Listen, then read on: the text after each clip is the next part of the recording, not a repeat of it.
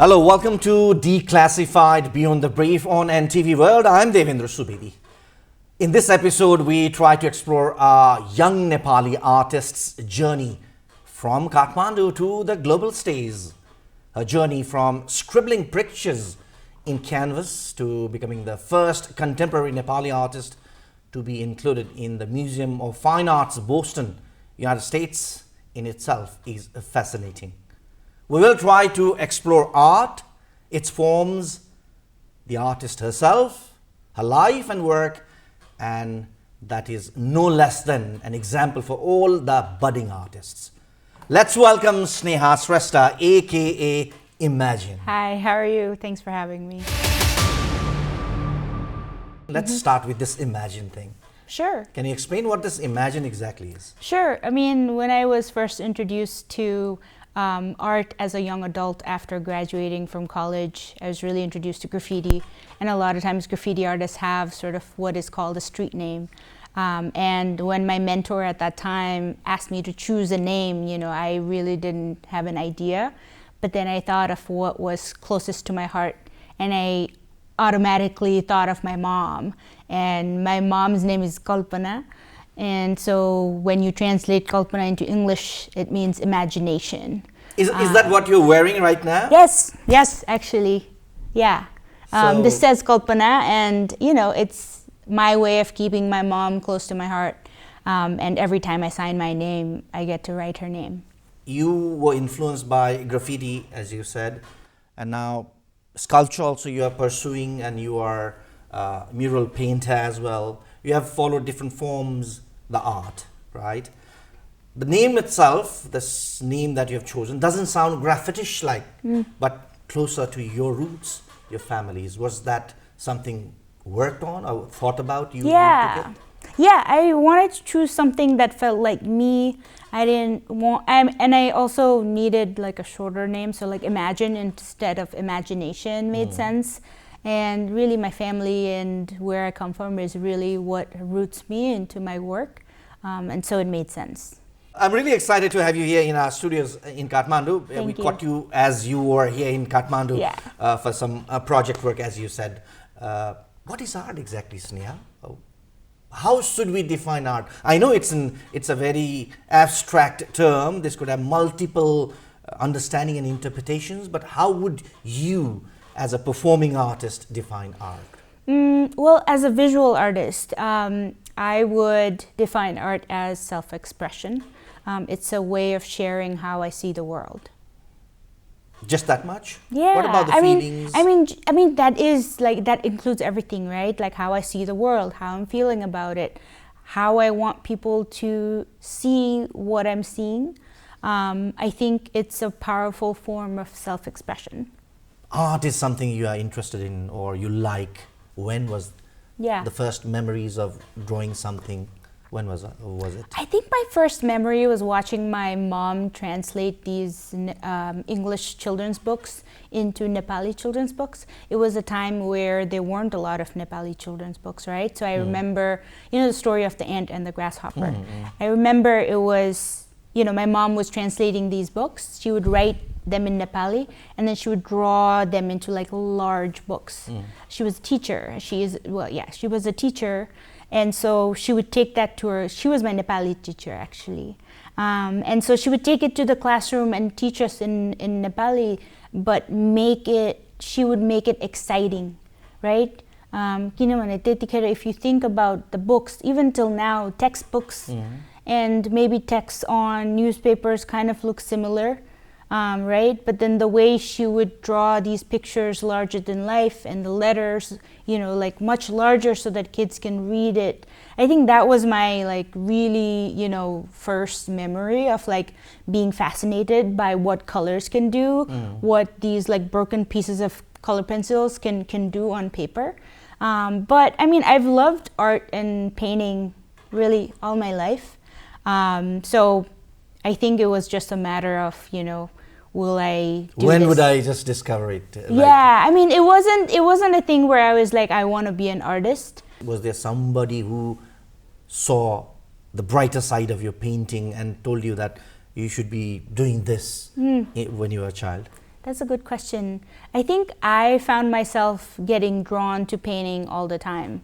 It's just something that I loved doing, regardless of whether I had an art class or not. I just found myself doing it all the time. Even when I went to college, I had my, I majored in globalization studies. But in addition to that, I would find myself sneaking in art classes and making time for that. And so I just knew that that's something that felt like me, and I was just gravitated by it.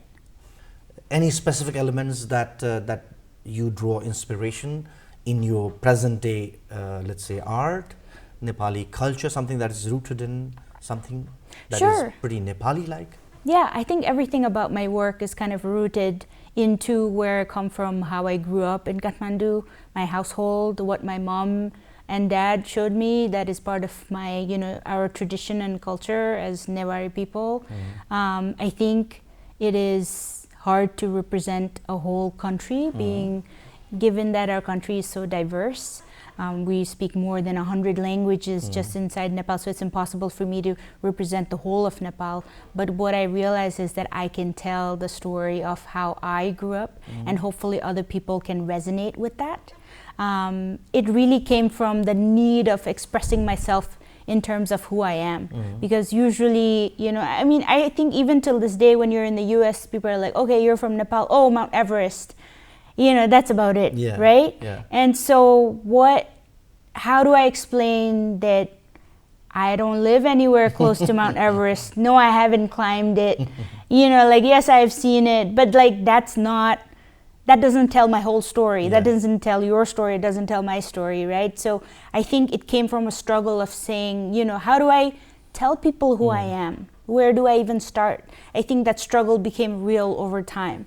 And I think art really helped me talk about, this is, how my mom does things at home. These are the colors that I was surrounded by growing up.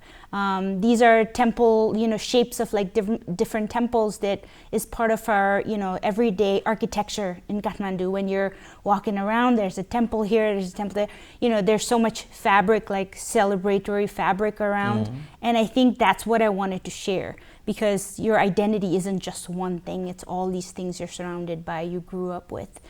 So I think that's where it really came from. Tell me something about your fascination for that particular script. Sure. Because that connects to what you said just now. I'm fed up answering the question that I'm not somewhere near from Mount Everest. But you translated your art, you brought that into your art, expressing your culture somewhere there, very close to that. Is it your answer to that question by adopting that Devanagari in your art? Sure. It feels closer to answering the question that I've ever gotten to, because Nepali letters are, I can confidently tell someone that these are Nepali letters.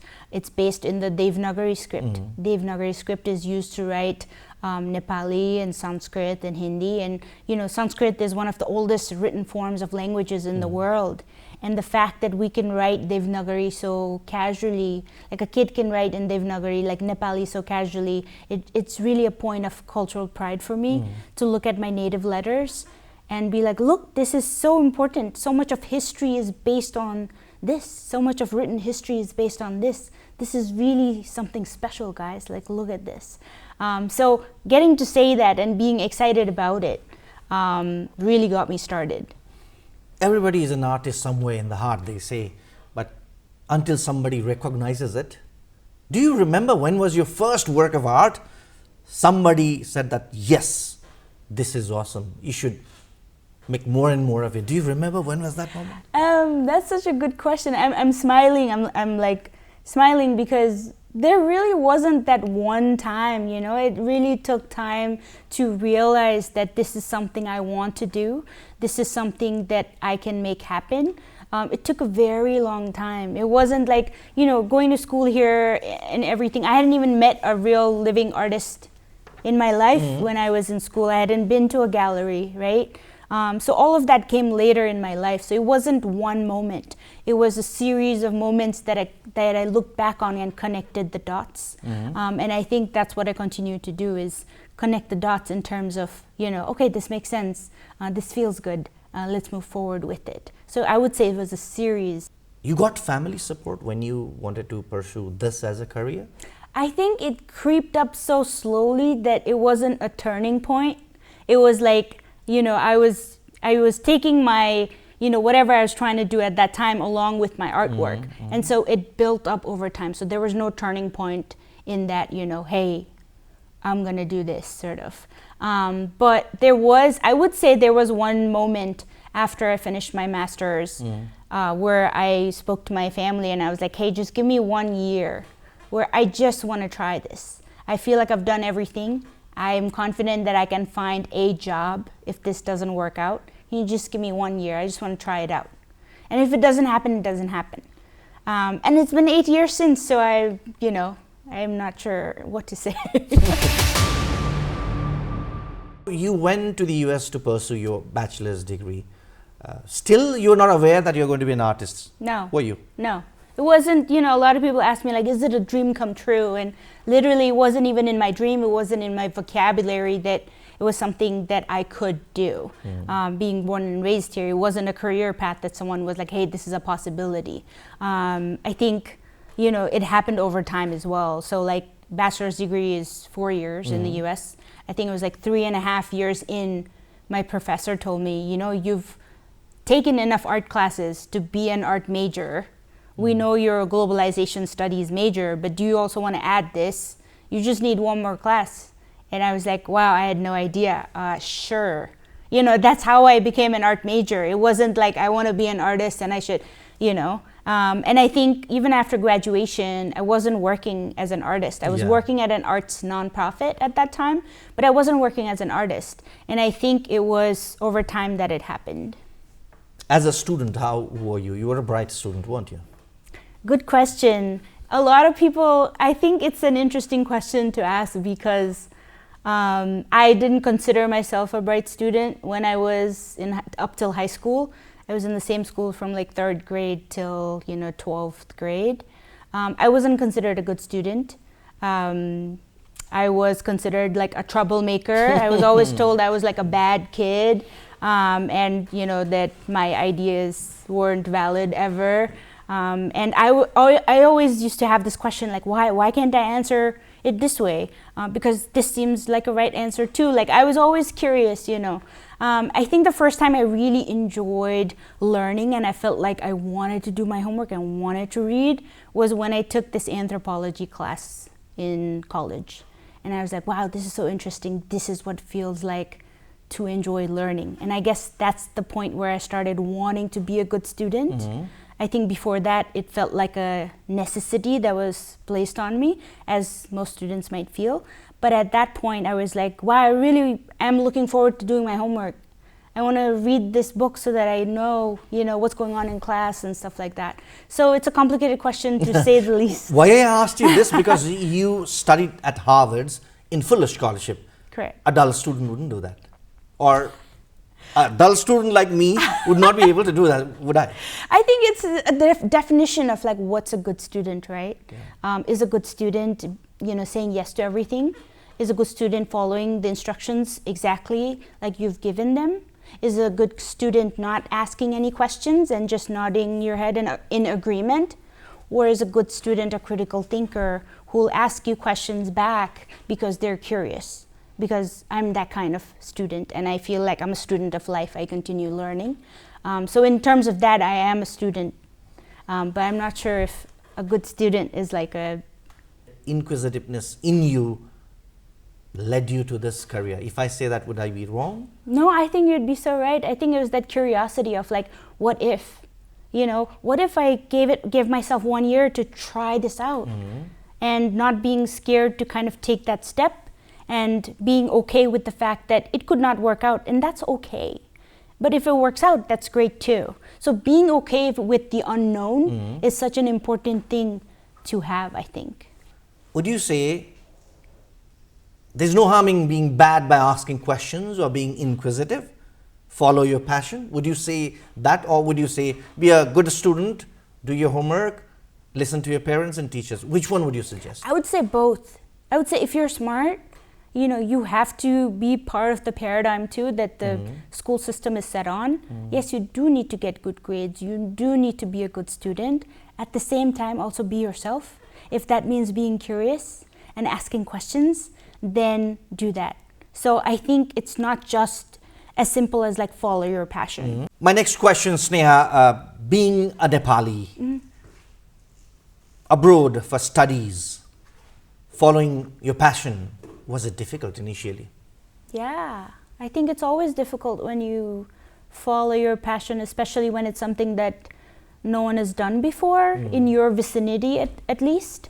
I think that's why it took me a long time to come to it. I think if someone was like, hey, you're really good at art, you should think about being an artist and this is what you need to do to be an artist. If someone told me that, I think I would have been in a different place now, but I think it was a lot of trial and error to figure out what I want to do. And I think it's important to do that at the same time because that's sort of part of finding yourself, right? And once you do, there's really, you kind of feel invincible in a way that you feel like this is me. And there's no doubt about it. Tell us something about mural painting. How is it different from other forms of painting or art, let's say? What exactly is mural painting? Sure. So my background has been in graffiti, and graffiti is it's an art form based on letters. And, it started in New York City by young people at a rebellion. And so they would paint really large pieces of like their name on trains, on walls. And so that's really what got me started. I was really interested in painting. Now murals are, graffiti pieces can be murals. Graffiti is mostly like letters. It's a very big emphasis on looking at letters as images. Murals are large paintings on walls. I think in terms of aesthetics, it really depends on the viewers, like who is viewing it. I think that's the beauty of art, that it's subjective, right? It's like something that I love might not be something that you love, and that's okay. Yeah. So a graffiti piece can be part of a mural. Mural is basically a really large work of art on like buildings and walls, and that's really large. So the aesthetics can really depend on the artist. It can be anything really. It can be a portrait. It can be someone's name really large. Yeah. Allow me to ask this question. Is art emotion, expression, or devotion? I think it's all of the above. I think it's so much of trying to express yourself in the most authentic way you know how. And I think without devotion, that is not possible because it takes so much to come to understanding who you are, and then even more to understand what you want to say, especially when you're given a platform. So I think I would say it's all of the above. Any special reason for choosing the first alphabet?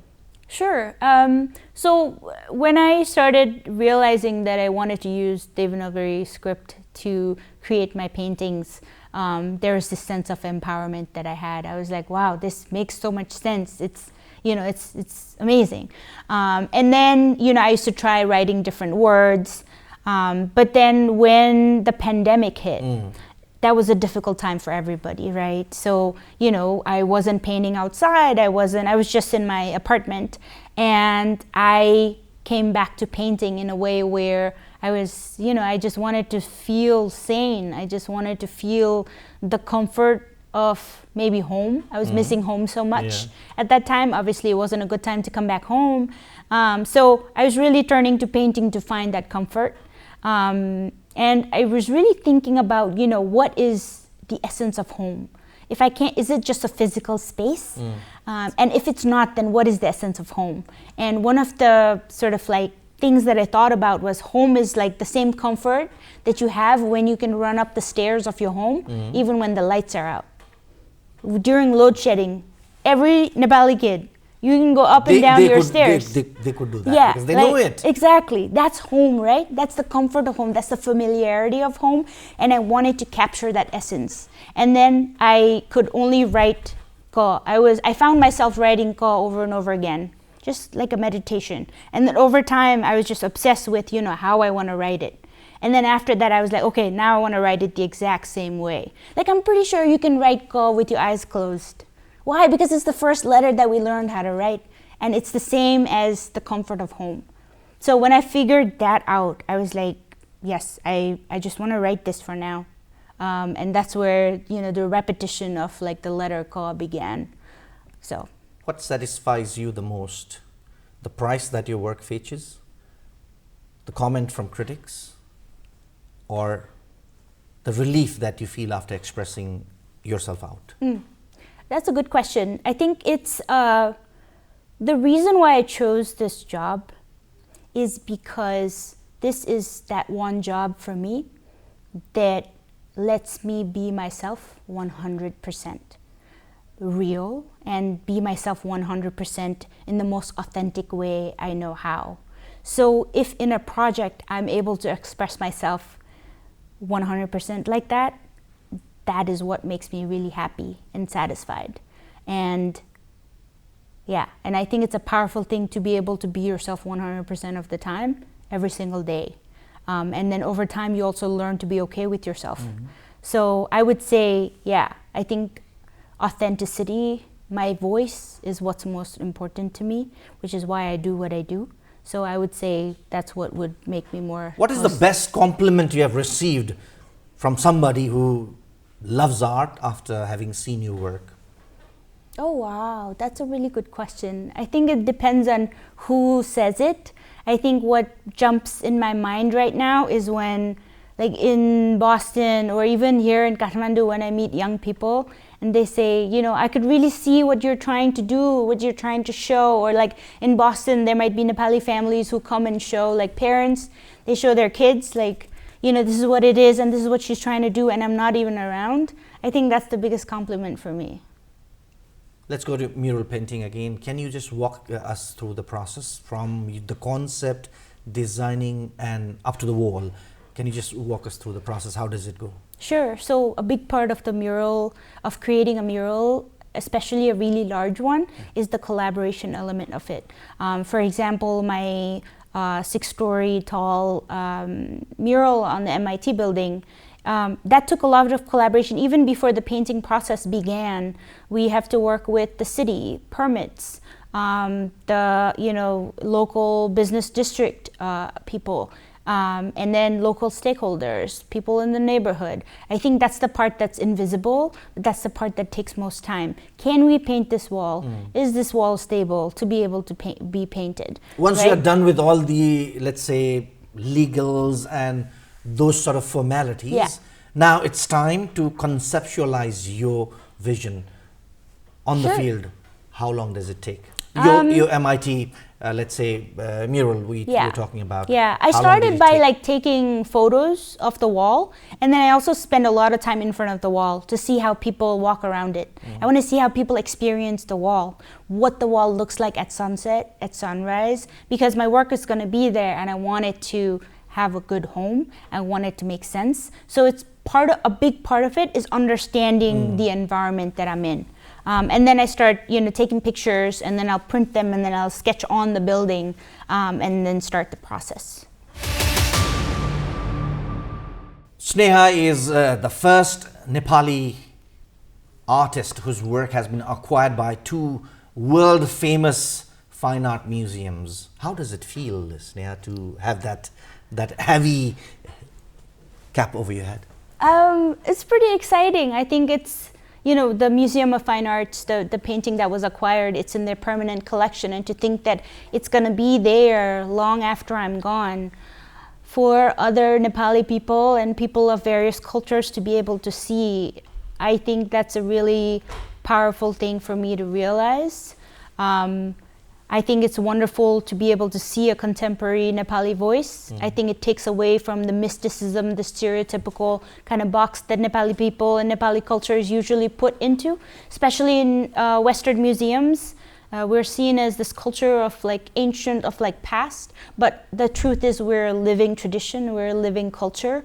We're people who practice all these things till this day. We're not just people of the past. I think it's important to leave behind such stories in important institutions like museums, and the other one is at the Harvard Art Museums. It's a sculpture that they acquired, and it's going to be on long-term view, and it's in their collection as well. Fine art museums like Boston or Harvard, they are acquiring pieces from artists from Asia as well. Are they becoming more and more open to the international artists as well, or would, if I say that, I'd be just undermining your creative talent? I think the world is globalizing, has globalized over time, right? And the US is a melting pot of various cultures. I do think there's a realization that there needs to be a representation for all these cultures that make up the country. And so it's an important time to be part of that conversation. So you were the first to be from this country.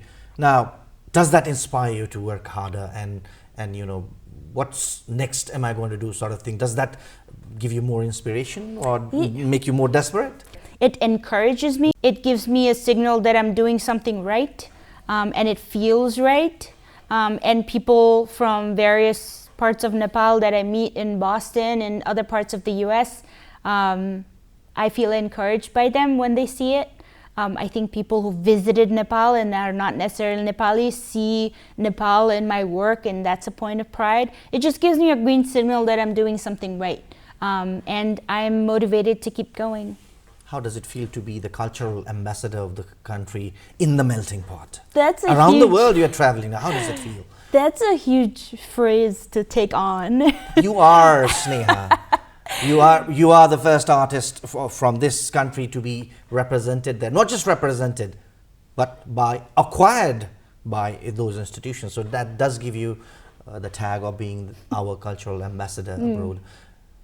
I feel like it's important to carry on the work that I'm doing. I think it's important to share to younger people what I'm doing and how I'm doing it, so that maybe the younger generation can do it even better than I am doing it, and I hope that they do. I think it's so important to carry my people wherever I go, however the best I can. At the end of the day, I'm just one person, so hopefully there's more people who get the opportunity to do the same and represent, you know, their part of their Nepali life. This is Declassified, and we are talking with Sneha Shrestha, contemporary Nepali mural artist, sculpture, graffiti-based artist, and a fusion artist. In the next part of the conversation, now we talk about the best works of Sneha. Which of the works that you have done so far is closest to your heart? I would be definitely not doing justice to you by asking this question. I know you are the creator. Everything is very, very dear to you. But still, if you have to pick one, sure, which one would you pick? I mean, my mentor has always told me you're only as good as your last piece. And so I would love to talk about, you know, my most recent show at the Institute of Contemporary Art. These are pictures from the Institute of Contemporary Art where I'm currently exhibiting my work. It's part of the Foster Prize show. The Foster Prize is one of the most prestigious art prizes in Boston, and it's something that I've been eyeing for the past 6 years, and I've really wanted that prize really badly. And you know, you can't apply for it, you have to get selected for it. And when you get selected, you get to have the show at the Institute of Contemporary Art, and it's for Boston artists. And so to be selected for that felt incredible. And when something I wanted came to fruition, it was like, okay, it's time to do what you felt ready to do for a long time, is have sort of like this first solo museum show, and you get to show a big body of work. How are you expressing yourself in these two pieces? Sure, so these two pieces are part of that show at the Institute of Contemporary Art, the ICA in Boston. These two pieces are my first art-shaped paintings. These are 7 feet each, and they contribute to the architectural feel of the space. In this, you see fractals of the Devanagari script. So they're not necessarily words, but if you looked at the alphabet really zoomed in really close, that's what you would see, in my opinion. I can see Ka on the blue side of the canvas. Yes. So like, you know, I call it like the shadow part. So if you think of an arch, that's sort of like the shadow part of the painting. That's where you see the repetition of Ka. And I brought the Ka there because my first painting acquired by the Museum of Fine Arts, that painting is a repetition of Ka over and over again. Let's move on to the next one. So this is the painting that was acquired by the Museum of Fine Arts, Boston, and it so happened that when my mom was visiting me, it was on view, and so I got to take her there and, you know, show it, and her, you know, reaction just... This must be very close to you. Ka there, your mother, Kalpana there, and you are the Imagine there. So this is a masterpiece, I would say. This was a special moment for sure, and this was a painting I actually created in 2020 during that time that I told you about during the pandemic, you know. And the curator, Laura Weinstein at the MFA, recognized that, and she chose this as the painting to be acquired. Probably this is the largest piece you have, of mural you have painted? It's not the largest, but it is the tallest. It's about 60 feet tall, so like 6 stories. And it's in the heart of Cambridge, and it's at the confluence of various neighborhoods. You know, MIT is right there, so a lot of students get to see it. A lot of Nepali students at MIT have shown me the you know, that they're there and like tagged me on it, which is super cool. Yeah. You just do it all alone, right? Or you just need some helping hand to finish this piece? No, I wish I could get a helping hand, but because it's my handwriting on the wall, I do it all myself. So all alone, apart Correct. from the machinery that has been used, it's all you who has done it? Yes, and I operate the machine as well. So the articulating boom lift that you see me here, I operate it myself. And my photographer was on the other end of it taking this photo. Okay, this is how it looks once it's done. Yeah, so for scale, you can see like tiny people on the bottom. So it's a really huge mural. Tell me something about this one. This I can clearly see car, your very dear car there. Tell me something. Where is it? I think this is in Michigan. This was the moment where I really was dedicated to the letter Ka, and I felt confident enough to paint it so large and be able to tell people, you know, this is the first letter of the Nepali alphabet, and this is what it means to me. And so I feel like this moment was that moment where I felt like I have arrived. You know, I'm so confident in telling people about this language that they know nothing about. But I felt, you know, that I could. Tell us something about this one, Sneha. Sure. So this is a sculpture. It's called Dwarpalika. This is the sculpture that was acquired by the Harvard Art Museums. It's currently on view. We actually just installed it before I left. And, you know, my parents were able to see it. And this is, you see the repetition of Ka. It's made out of brass and powder coated steel. And yeah, it's sort of suspended from the ceiling, and it kind of has this aura about her. I call her because there's that energy that she has, and there's a environment that's like built around her because of the shadows that are laid on the floor. So it's a really special piece for me. When the creator like you hand your piece of work to museums like this, how does it feel? Like shedding your skin or something like that? It feels emotional because I remember the day that I packed this. You know, it takes a long time for acquisitions, for museum acquisitions to happen. And so when I recognized that it was the last day that I packed her up and dropped her off at this storage facility. It's like, you don't drop it off at the museum. So storage facility, and I just said, the next time I see her, she's gonna be installed. And I definitely had a tear in my eye, and I was just like, wow, it feels like such a moment to kind of take in. And it's bittersweet for sure, because you work towards something for so long, and then it's gonna be at this really important place for a very long time. It's definitely an important moment. Sneha, let's talk about this one. This looks really, really large. Yeah, I mean, it's a pretty large mural. It's in East Boston. It's by the water. Mm-hmm. So you can see it from the other shore of Boston. And it was this really special piece that I got to do, and I wanted to make sure that I did 3 circular shapes, because 3 is such a sacred number with everything that we do in our rituals and pujas and everything. And so I really wanted to talk about that. And it is, it's one of my largest works. Fantastic. We're so much fascinating these works are, Sneha. Thank you. Please allow me to do this, okay? Pick one of these pictures. Of all these pictures we have done and your sculpture we have displayed here, if you had to, okay, you can't escape this. Okay. Pick one only. Okay. I think I would pick the Cambridge one.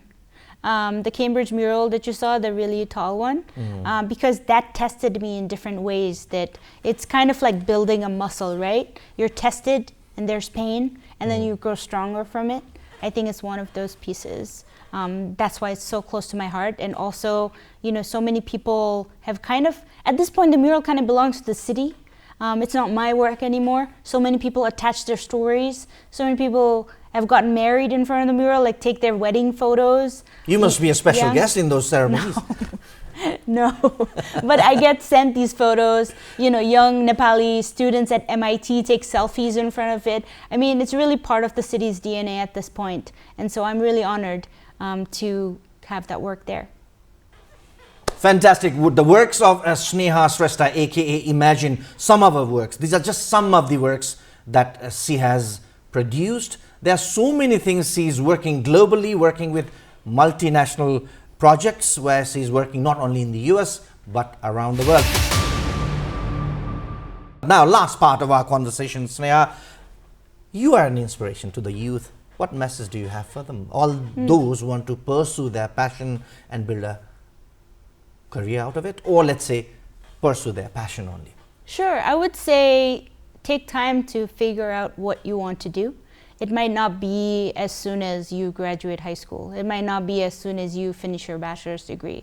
It's a process. I would say look at it as a process and make sure that you find joy in the process. And there's no really this end place that you get to that you'll find happiness in. I would say if you're happy in the process, then you're really closer to finding yourself. Figure out what is the most authentic version of you and kind of use that as a compass to pursue whatever you're pursuing. So the message here isn't go out and be an artist. The message is, you know, find out who you are and what you love doing. And that might not be your job immediately, but just finding something that you love doing is such an important part of being. So, yeah. What message would you like to give to the youngsters who are looking up to you as inspiration? I would say it's okay to be different. It's okay to think differently. It's okay to ask questions. And it's so important to have mentors. I think those are the things that I would love to share with younger people. What is life, Sneha? Life? I think it's a process. I think it's like this fun process that you get to like try different things out in. And yeah, I think that's what life is. Striking a balance in life, how important it is. I think it's so important to balance out. I think it's important, first of all, to find a compass of what guides you. For me, what guides me is my happiness, and that could mean in different ways. That means being able to see my parents as often as I want. That means being a good friend. That means building communities in both of my homes, in Kathmandu and in Boston. These are things that really kind of make my life, and kind of make things clear, like what are important to me, and that's my community, that's my friends and my family. And I think once you have that compass, everything kind of starts falling into place. Last question to you, Sneha. Your career goals and your personal goals. Sure. I think this sounds so, I'm not trying to boast it, but I think I'm living it as, you know, like career and personal goals. As an artist, it kind of melds into one thing. And I want to take both of them side by side. So if my career helps me express myself even better, that's amazing. Things that I might say no to, that might be, you know, for my personal life. And I think balancing those things is quite important. But both of that is still me. So I got to take both of them in a balanced way. So, yeah. Okay, so I have something that I brought for you. It's a sticker, and it has the first letter, Ka, on it. And it's something that I do for everybody that I meet. I give them a sticker. And the background for that is really, you know, when graffiti writers meet each other. We exchange stickers. Street artists, murals, we exchange stickers. And I really like to do that, and stickers something, you know, playful and a little bit of joy. So, yeah. My I hope privilege, you enjoyed Sneha. it. Thank you so much. Thank you. Thanks for having me. Wonderful conversation with a Nepali contemporary artist who is definitely a world-class artist, Sneha Shrestha, whose name in itself is Imagine, that correlates to her roots, her mother. Thank you so much for watching this show, and definitely do follow us on our website, our social media handles. Until next time, from me and my entire crew of Declassified, bye-bye.